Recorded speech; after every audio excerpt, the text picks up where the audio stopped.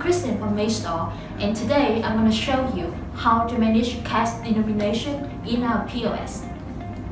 In this video, there are 3 simple steps for you to follow. Step 1. Configure cash denomination. Step 2. Add new denomination. And Step 3. You can check the result.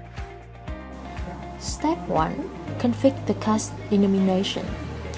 First of all, you can set the denomination for the currency for which they are accepted in your POS. From the dashboard, under the Sales tab, select Manage Cash Denomination. Step 2. Add new denomination. In this screen, select Add Denomination at the top right corner. Next, you can add the bill that you are going to have at the POS cash drawer.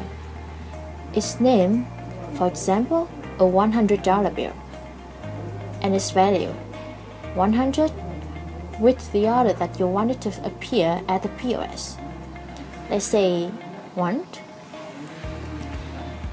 Don't forget to save it, so it won't get to the config screen, in which you should be able to view all the cash denomination that your sales staff will work with at the POS. For example, I have 50, 10, 5, and $100 bills here with the assigned value. Step 3. Check the result. At the POS, when you set the closing balance for your working session, you should be able to count the cash in the cash drawer, then add it based on the denomination that you set. For example, I have 10 of $50 bills, 5 of $100 bills in the cash drawer. So, the total finally should be $1,000 for the session. So, that's how you can configure and manage the cash denomination for your POS.